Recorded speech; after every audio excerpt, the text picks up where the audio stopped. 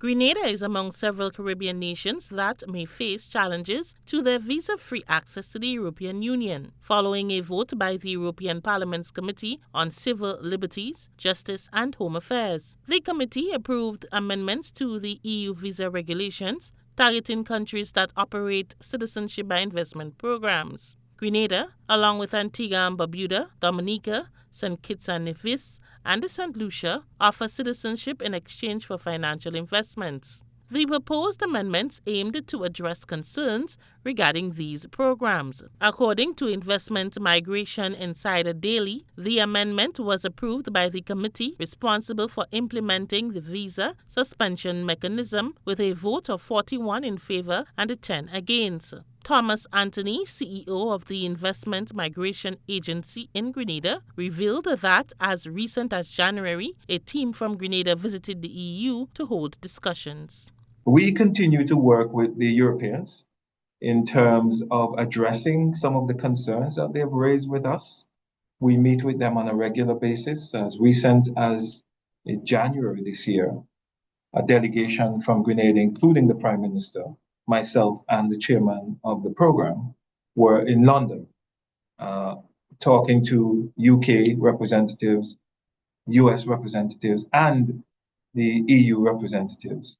And so we continue to make changes to the program in keeping with some of the concerns that they've raised with us. And the CEO highlighted some of the concerns raised by the EU and steps the IMA and government have to take to ensure the visa waiver remains in place. So the most significant change that we're making collectively in the region is the regional regulator.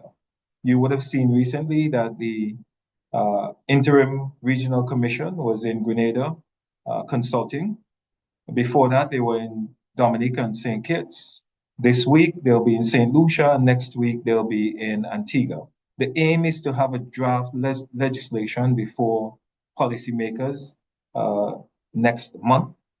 And beyond that, seeking to have the legislation before the various parliaments before the end of the summer, so that the Europeans would have indicated that this would give them some comfort that we are all operating on the same standards.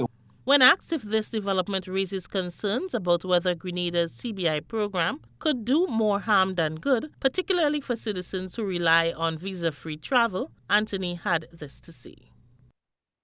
The Europeans' position, in my view, is an ideological position, in that the granting of citizenship to individuals without any what they call genuine link is unfamiliar to them.